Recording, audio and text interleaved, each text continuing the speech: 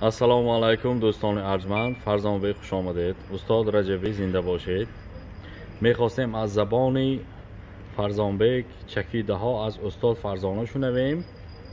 پس از آن شرح آن را، البته شرح شاگردانه آن را از استاد رجبی شنویم. فرزانبک مرحمت. تشکر. با افتخار از حضور استاد احسان رجبی. عشق مرگ است و یا فاتحه میلادم. مردم و زنده شدم، گوی مبارک بادم. بر عبث بر توی بی‌مهرترین طعنه زدم که چرا دوست نداری و نکردی یادم.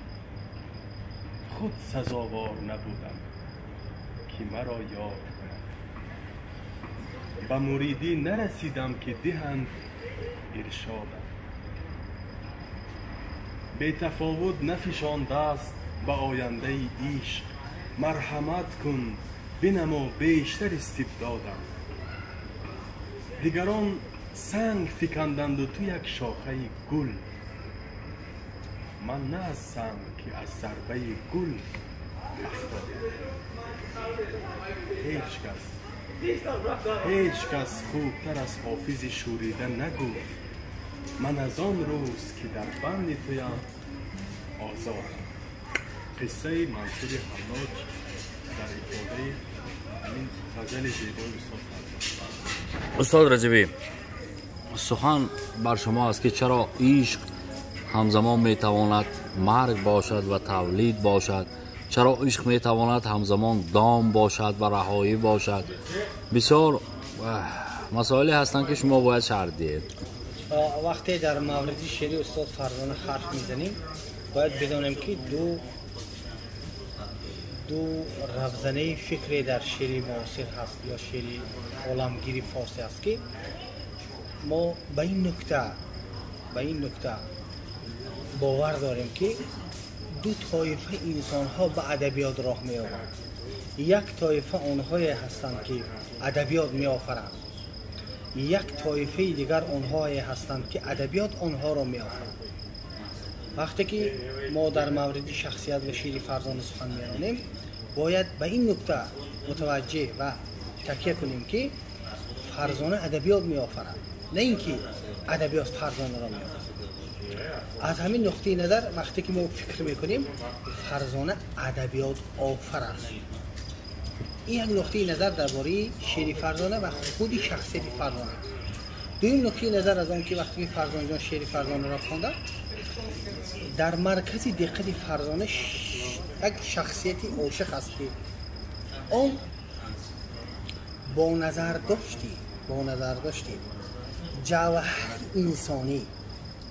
انسانیت را معرفی میکنه. انسانیتی که نوابسته از ادیان دین، نوابسته از تمام مشکلات زندگی، نوابسته از زمان، نوابسته از مکان، نوابسته از مقام، نوابسته از وقت، یک شخصیتی که همیشه شخصیت آرمانی هست، شخصیت ایدئالی است. یکی از موفقیت فرزانه در شعر آن است که قهرمان لیریکی فرزانه شخصیتی ایدئالی است، شخصیت آرمانی است.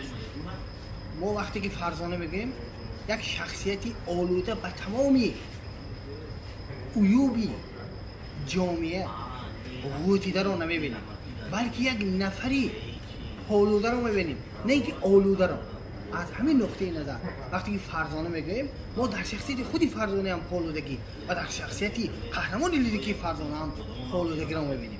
در شعر فرزانه آلودگی نیست و همین آلودگی نبودنش شخصیت و شعر فرزانه را در قلمرو شعر فارسی و ادب فارسی معرفی و مقام او را در سطح بلند اعتراف و پذیرش آن را در قلمرو شعر فارسی معرفی کرد.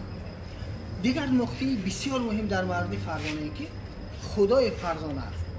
وقتی که ما از نظر خدای فرزانه به شعر فرزانه نگاه میکنیم باید بدانیم که خدای فرزانه خدای آرمان ها، خدای بالاتر از آرمان ها، خدای بالاتر از باورها، خدای بالاتر از پندارها هست که انسانی تجسم کرده روی هم، یعنی انسانی پالوده بالاتر از باورهای انسانی، بالاتر، یعنی که یک انسانی که در جامعه پر از اندوهی همه آلودگی ها خودش را پالوده نشان میدهد و کوشش میکند که پالوده باشد، در زمانی که پالودگی